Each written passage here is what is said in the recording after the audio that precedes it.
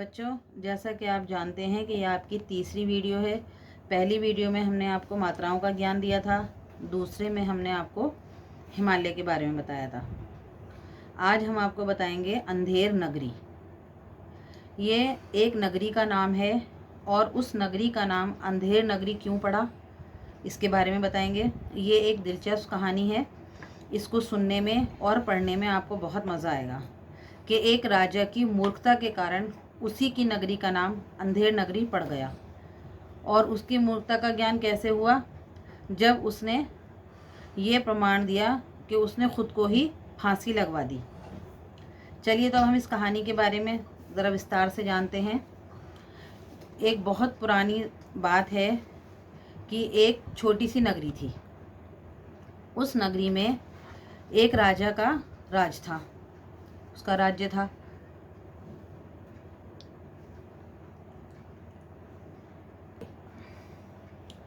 वो राजा इतना मूर्ख था कि उसकी गतिविधियों के कारण उसके राज्य का नाम अंधेर नगरी पड़ गया। एक गांव था, उस गांव में एक राजा का राज था। वहाँ पर एक जो गुरु था वो अपने 2 शिष्यों के साथ अंधेर नगरी पहुँचे। जब उन्होंने वहाँ का नियम कानून देखा कि वहाँ पे हर चीज़ जो थी वो टके सेर के हिसाब से थी, मिठाई भी, सब्ज़ी भी, वहाँ हर चीज़ इसी तरीके से थी, तो गुरुजी ने अनुमान लगाया कि यहाँ का जो राजा है वो बहुत ज़्यादा मूर्ख है। उसके पता चलता है उसके वहाँ का राज्य की जो भी गतिविधियाँ थीं, उन गतिविधियों को जान करके पता चला कि यहाँ का राजा जो है बहुत ज़्यादा मूर्ख है। तो जब गुरुजी वहाँ से जाने लगे तो उनका एक शिष्य था गिरधर। वो बहुत ज़्यादा लालची था। अब गिरधर के मन में लालच आया कि क्यों ना यहाँ पे जब सब चीज़ इतनी सस्ती है, टके सेर है, सब्ज़ी भी, फल भी, मिठाई भी, सब इतना सस्ता है, तो क्यों ना यहाँ रह करके, यहाँ रुक करके अपनी सेहत बनाई जाए। तो गिरधर ने अंधेर नगरी में रुकने का निर्णय किया और उसने अपने जो गुरुजी थे उनको भी यही मशवरा दिया, उनको भी सलाह दी कि वो आकर के वो भी इस नगरी में रुक जाएं। लेकिन गुरुजी नहीं रुके और उन गुरुजी ने गिरधर को भी रुकने के लिए मना किया, क्योंकि उनका मन नहीं था कि गिरधर वहाँ रुके। जब गिरधर लालच में वहाँ रुक गया तो गुरुजी ने कहा कि तुम यहाँ रुक तो रहे हो, लेकिन इसके लिए तुम्हें भारी नुकसान होगा, इसके लिए तुम किसी भी नुकसान में मुब्तला हो सकते हो। गुरुजी जब वहाँ से जाने लगे तो उन्होंने अपने शिष्य से कहा कि तुम यहाँ रुक तो रहे हो, लेकिन किसी भी तुम मुश्किल में आ जाओगे, और जब तुम किसी मुश्किल में आओ तो मुझे याद ज़रूर करना। ये कहकर गुरुजी वहाँ से चले गए। अब गुरुजी अभी आंखों से ओझल भी नहीं हुए थे कि वो भागा भागा गिरधर जो था वो मिठाई वाले की दुकान पर पहुँचा और जा कर के उसने बहुत सारी मिठाई ख़रीदी और मिठाई खाई। थोड़े दिन के बाद वो मिठाई खाते खाते बहुत मोटा हो गया गिरधर। अब वहाँ पर जो थी एक घटना घटी, अंधेर नगरी में एक घटना घटी। वो घटना क्या थी, चलिए हम बताते हैं आपको। वो घटना थी दीवार गिरने की और उस दीवार के नीचे एक बकरी के दबकर मरने की घटना। जब दीवार गिरी और उसके नीचे एक बकरी दबकर मर गई तो जो बकरी का मालिक था वो राजा के पास पहुंचा। उसने जाकर राजा से फरियाद की कि मेरी बकरी मर गई, उसके बारे में बताया विस्तार से। तो राजा इतना मूर्ख था कि उसने दीवार को तलब किया, उसने दीवार को बुलाया। अब दीवार क्या जा सकती है? नहीं, दीवार चलकर थोड़ी जाएगी। तो फिर उसका जो दीवार का जो मालिक था उसको बुलाया गया। राजा ने दीवार के मालिक को बुलाया। मालिक भी बहुत चालाक था। जब उसको बुलाया तो उसने सफाई दी और उसने अपनी सफाई में क्या कहा कि इसको बनाने वाला, जो इस दीवार को जिसने बनाया है, वो कारीगर कसूरवार है। उसने दीवार ऐसी बनाई कि वो गिर गई। तो कसूरवार मैं नहीं हूँ, कसूरवार कौन है? दीवार बनाने वाला। अब दीवार बनाने वाले कारीगर को बुलाया गया। कारीगर भी बहुत चालाक निकला। उसने कारीगर ने जो थी वो सारी अपनी जो गलती थी या अपनी जो भी थी वो उसने भिश्ती के ऊपर डाल दी। उसने भिश्ती को कसूरवार बना दिया। उसने भिश्ती को बताया कसूरवार। फिर भिश्ती को बुलाया गया। अब जब भिश्ती के पास को बुलाया तो भिश्ती भी इतना चालाक निकला कि उसने मशक वाले के ऊपर डाल दिया। तो उनने बड़ी मशक दी थी तो इसलिए उसमें पानी ज़्यादा आया था, तो इसलिए मसाला पतला बना, तो वो दीवार इस तरीके से बन गई। जब उसको बुलाया भिश्ती को, भिश्ती ने ये सब कहा, तो उसने गडरिये को बुलाया। भिश्ती ने गडरिये को कसूरवार ठहराया। अब गडरिये ने क्या कहा, उसने कहा कि ये जो है ये कसूर किसका है, ये कसूर जो है वो बड़ी भेड़ देने का है, ये गडरिये का कसूर है, उसने बड़ी भेड़ दे दी, जिसके कारण जो है ये उसकी मशक भी बड़ी बनी उसकी खाल से, और जब मशक बड़ी बनी तो पानी ज़्यादा आया। अब गडरिये ने उसके ऊपर डाल दिया। सब इसी तरीके से एक दूसरे के ऊपर डालते रहे अपनी गलतियों को। कोतवाल के ऊपर आई, और जितने भी लोग इसके अंदर इन्वॉल्व थे, बनाने वाले थे, उनके ऊपर, सबके ऊपर जब ये बात आई तो आखिर में जो था, आखिर में बुलाया गया। अब गडरिये ने कोतवाल को फंसाया।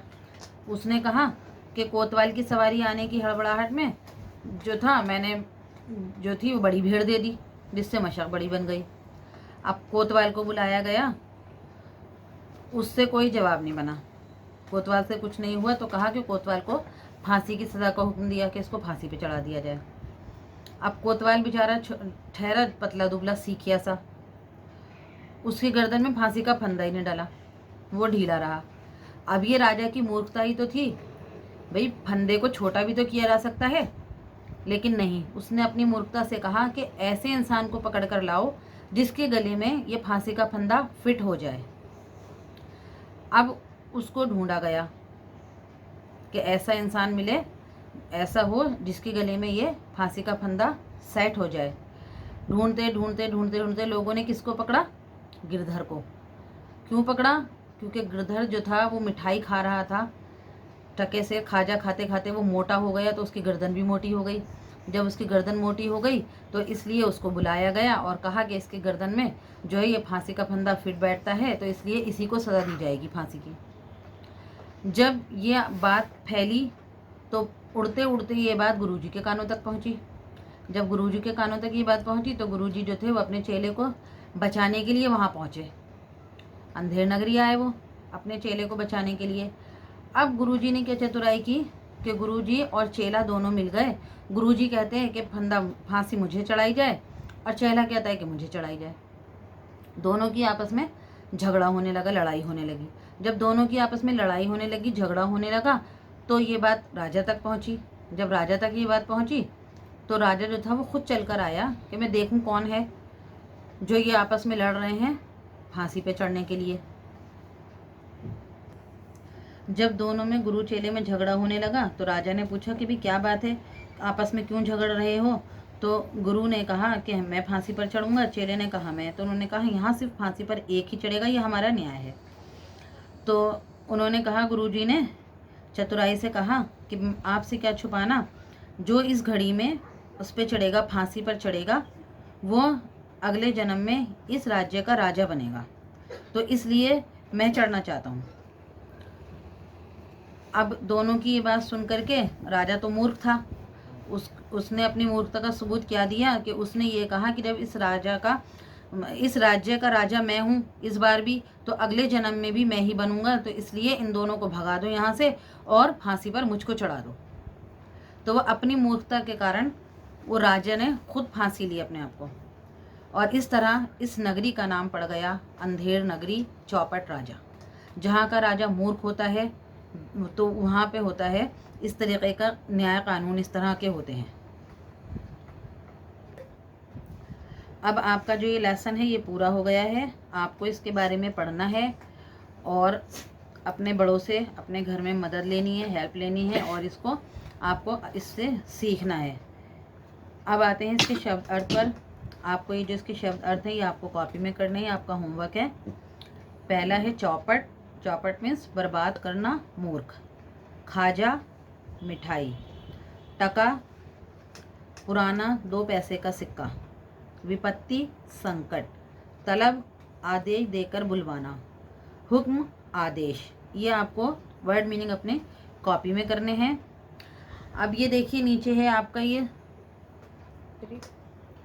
सही विकल्प पर सही का चिन्ह लगाएं, यानी कि इसमें आपको 3 ऑप्शन दिए हुए हैं, इन 3 में से जो भी सही है आप उस पर सही का निशान लगाएंगे। ठीक है। गुरुजी ने हलवाई से किस मिठाई का भाव पूछा? किस मिठाई का भाव पूछा था? खाजा, मेवा, पेड़ा। किसका पूछा था? खाजा का। तो यहाँ पर आप खाजा के आगे सही का निशान लगाएंगे। सेकंड में है आपका, दीवार गिरने का असली कसूरवार कौन था? इसमें आपको बताना है दीवार गिरने का असली कसूरवार कौन था। भिश्ती, गिरधर, कोतवाल। तो किसको ठहराया गया था? जो असली कसूरवार ठहराया गया था वो कोतवाल को। दीवार गिरने का असली जो कसूरवार था वो कोतवाल था।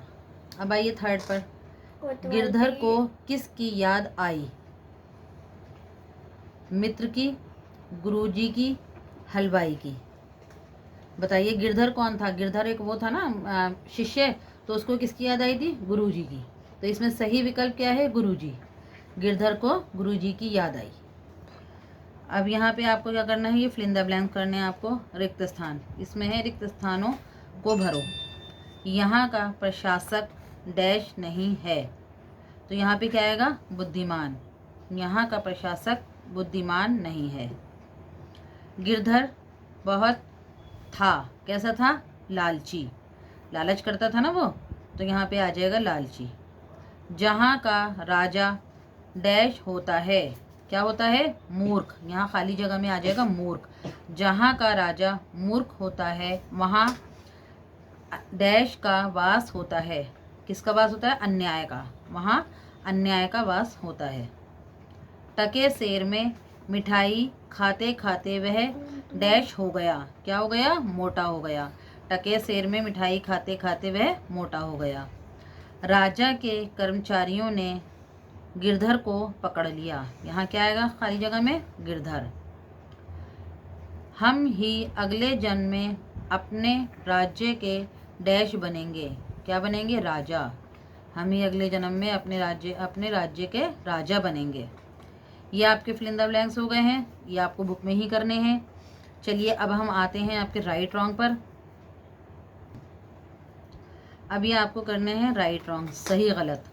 अंधेर नगरी का प्रशासन बहुत अच्छा था। अच्छा था? नहीं, रॉन्ग। अच्छा नहीं था ना, तो यहाँ पे आ जाएगा रॉन्ग। गुरुजी के दोनों शिष्य अंधेर नगरी में रह गए। दोनों रहे थे?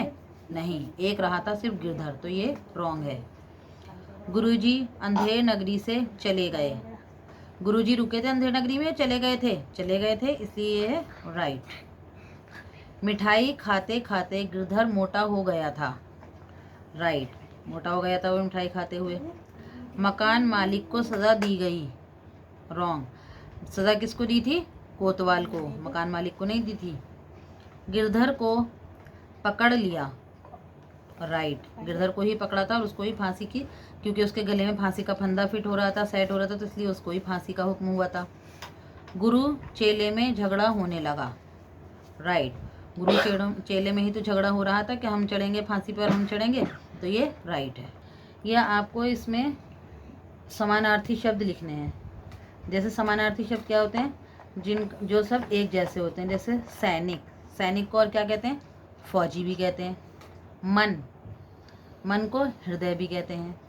आँख, आँख को नेत्र या नयन भी कहते हैं। पानी, पानी को क्या कहते हैं? जल।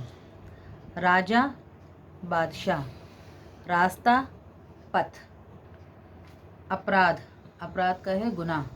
पुण्य, निर्दोष। न्याय, फैसला। जन्म, पैदा। स्थान, जगह। नगर, शहर। यह आपको बुक में ही करना है सारा। इसमें आपको जो यहाँ ये शब्द दे रखे हैं, इसके आगे आपको दार लगाना है। सिर्फ दार लगाकर इस शब्द को पूरा करना है।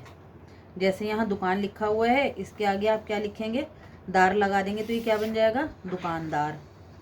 जवाब, दार लगाया तो जवाबदार।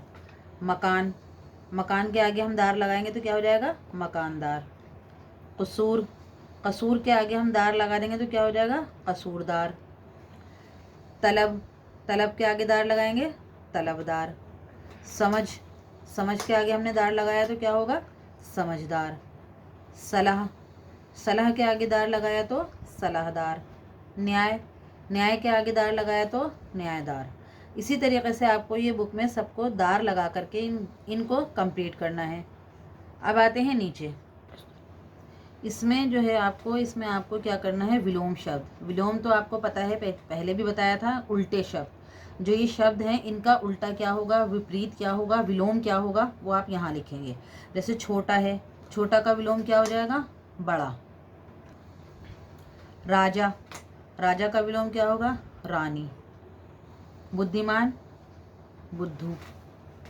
सस्ता, महंगा। लाभ, हानि। मूर्ख, ज्ञानी। मोटा, पतला। पुण्य, पाप। न्याय, अन्याय। रोना, हंसना। आदमी, औरत। गुरु, चेला। ये इसके विलोम हो गए।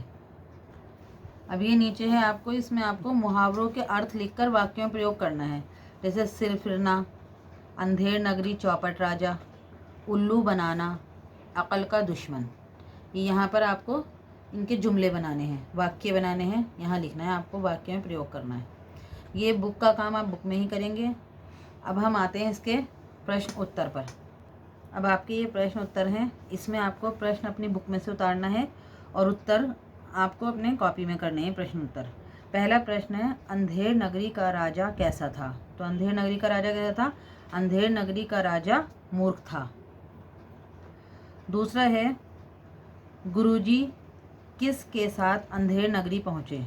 गुरुजी अपने 2 शिष्यों के साथ अंधेर नगरी पहुँचे।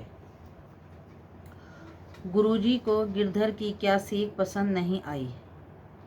गुरुजी को गिरधर की अंधेर नगरी में रहने की सीख पसंद नहीं आई। चौथा है आपका, गिरधर किस लालच में अंधेर नगरी में रहना चाहता था। गिरधर स्वास्थ्य बनाने के लालच में अंधेर नगरी में रहना चाहता था। पांचवा है, अंधेर नगरी में क्या दुर्घटना घटी। अंधेर नगरी में एक दीवार गिरने के कारण बकरी की मृत्यु की घटना घटी। गिरधर का क्या कसूर था। गिरधर का कसूर इतना था कि उसकी गर्दन मोटी थी। ये आपको लेसन में हमने पढ़ाया है, बताया है, और ये क्वेश्चन आंसर हैं, आपको उसमें करने हैं कॉपी में। अब हम आपको नेक्स्ट वीडियो में नेक्स्ट लेसन पढ़ाएंगे।